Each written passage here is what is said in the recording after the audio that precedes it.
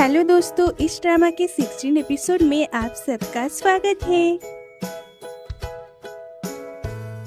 तो चलिए बिना किसी देरी के कहानी को शुरू करते हैं। जब ये लोग बिस्तर के लिए तैयार हो रहे थे, हनी ने सियोंजो को अपना नर्सिंग मेजर की ट्रांसफर लेटर दिखाती है। एग्जाम बहुत ही पास था, इसलिए सियोंजो उसे शुभकामना देता है, लेकिन हनी सियोंजो को पढ़ाने के लिए कहती है और थोड़ी सी रिक्वेस्ट करने पर सियोंजो भी मान जाता है। सियोंजो उससे नर्सिंग का सवाल पूछता है और हनी भी ठीक ठाक आंसर दे देती है। फिर कहती है अगर वो एग्जाम पास करती है तो क्या वो क्रिसमस डेट पे जा सकता है, क्योंकि उनकी एक भी डेट अच्छे से नहीं हुई, इसलिए ये डेट पूरे दिन का होगा। सियोंजो हाँ कहता है।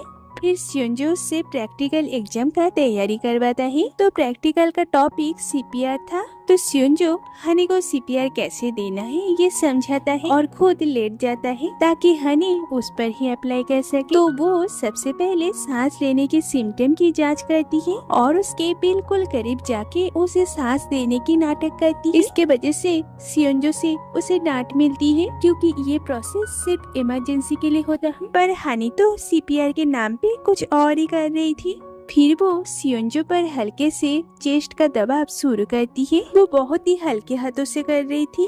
फिर से सियोंजो उसे डांटता है और कहता है तुम एक मरीज को देख रही हो या एक हेल्दी इंसान को। और ये सुनने के बाद हनी जोर जोर से करने लगती है। सियोंजो अचानक उसे पकड़ लेता है और अपनी ओर खींच लेता है और उसे आराम करने के लिए कहता है। वो कहती है मुझे पढ़ना है। ये कहता है ये भी तो पढ़ाई है। तभी योंजो अंदर आ जाता है। पहले तो वो ये देख के थोड़ा सा शॉक हो जाता है और कहता है मैं तुम दोनों के पास वाले रूम में रहता हूँ, इसलिए आवाज थोड़ी कम किया करो। ये दोनों ये सुन के थोड़ी सी एम्बेरेस हो जाता है। नेक्स्ट डे हनी एग्जाम देने के लिए जाती है। एग्जाम बहुत ही अच्छा होता है। उसके बाद वो इंटरव्यू देने के लिए जाती है। तो उसके पारा यूनिवर्सिटी के इंटरव्यू में जो मैम थी वो यहाँ पे भी है। तो वो इसे एक पुतले पर सीपीआर के प्रैक्टिकल करने के लिए कहती है, लेकिन हनी इतनी ज्यादा नर्वस हो गई थी, इसलिए वो इस मैनिक्विन की चेस्ट की दबाव बहुत ज्यादा कर देती है। तो ये मैम कहती है अगर तुम एक रियल इंसान के ऊपर ऐसा करोगी तो वो तो वहीं पे ही मर जाएगा। हम लोग ऐसे मर्डरर को कभी भी नर्स बनने नहीं दे सकते, और उसे रिजेक्ट कर देती है। तो घर में उसके साथ साथ सभी बहुत ज्यादा दुखी हो गए थे। तो सियोंजो उसे बुरा फील करवाने के बजाय उसे डिनर पर ले जाने की बात कहता है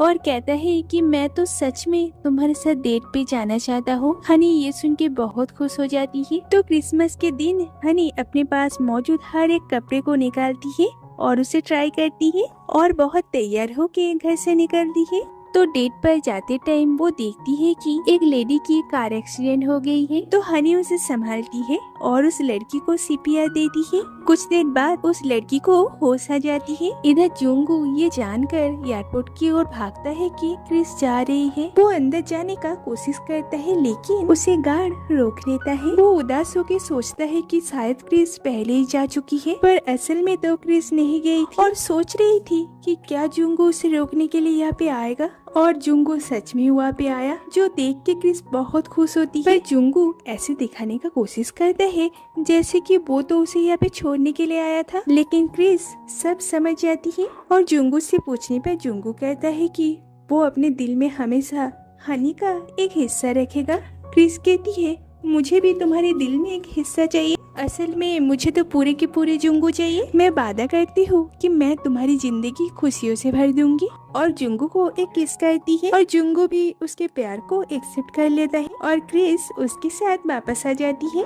मुझे लगती है कि क्रिस और जुंगू की कहानी बहुत ही खराब ढंग से प्रेजेंट की गई है। अगर इन दोनों की लव स्टोरी थोड़ी और अच्छे से तैयार की जाती तो और अच्छा होता। इधर हनी उस एक्सीडेंट वाली लड़की के साथ हॉस्पिटल जाती है, इसलिए वो सियोंजो के साथ डेट पे जाने की बात पूरी तरह से भूल जाती है। तो डॉक्टर बाहर आके हनी की तारीफ करती है, क्योंकि अगर वो सही टाइम में सिचुएशन नहीं संभालती तब इस लेडी को बचाना बहुत ज्यादा मुश्किल हो जाता। फिर हनी को डेट के बारे में याद आती है और वो उसे मिलने के लिए रेस्टोरेंट आती है। तो रेस्टोरेंट पहले ही बंद हो गई थी, लेकिन सियोन जो अभी भी उसकी इंतजार कर रहा था। तो हनी उसे हक करती है और कहती है मुझे लगा शायद तुम चले गए। उसके बाद जैसे ही वो दोनों घर की ओर ड्राइव करते हैं, सियोन जो साइड में चला जाता है और कार पार्क कर देता है। ये एक ऐसी जगह है जहाँ पे रात में किसी को भी अंदर आना मना है।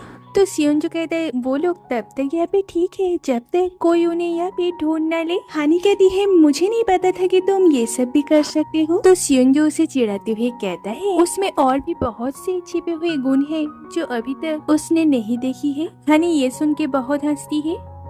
इधर हेरा इस क्रिसमस की रात अकेली है, तो वो एक हॉट डॉग के रेस्टोरेंट के पास जाती है और अंदर जाके बैठती है। तभी कांग आर्मी से उसे कॉल करता है। फिर हेरा बहुत देर तक उससे बात करती है और उस हॉट डॉग के कंपटीशन के बारे में भी उससे कहती है। हेरा बहुत खुश होती है क्योंकि कांग ने उसे कॉल किया। इधर घर में सियोंजो के पेरेंट्स एक साथ क्रिसमस को एंजॉय करते हैं और दोनों एक साथ बहुत खुश थे। इधर सियोंजो हनी से कहता है कि अब वो उसका सहारा है। उसने एक लड़की की जान बचाई है जबकि उसने तो अभी तक एक भी पेशेंट नहीं देखा।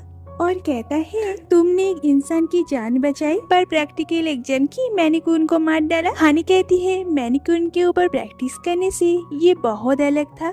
आज मैं बिल्कुल भी नहीं डरी और मैं तो ये भी भूल गई थी कि आज हमारा डेट था। और कहती है मैं तुम्हारे लिए नर्स बनना चाहती थी लेकिन आज किसी को बचा के मुझे बहुत अलग फील हुई। मैं फिर से नर्सिंग में अप्लाई करूंगी। ये सुन के सियोन जो बहुत खुश होता है और कहता है कि वो उसकी मदद करेगा। आज तक हनी बस सियोंजो के बारे में ही सोचती रही। पहली बार उसने अपने लिए कुछ सोची और उसे समझ में आ गई कि असल में उसे फ्यूचर में क्या बनना है। तो हनी कहती है ये क्रिसमस बहुत ही ज्यादा अजीब है और सियोंजो कहता है कि उसके लिए तो हर दिन ही क्रिसमस है क्योंकि वो हनी के साथ है। फिर वो उसे क्रिसमस विश करता है और हनी भी उसे क्रिसमस विश करती है और हनी जबरदस्ती उसे पकड़ के किस करने लगती है। इधर दिखाया जाता है कि जुंगू और क्रिस रेस्टोरेंट में काम कर रहा है। क्रिस को देख के जुंगू बहुत खुश होता है। इधर मीना एक बहुत बड़ी वेबटून आर्टिस्ट बन जाती है और आज उसकी फैन साइन है। वहाँ पे वो एक लड़के से मिलती है और मीना को वो लड़का पसंद है।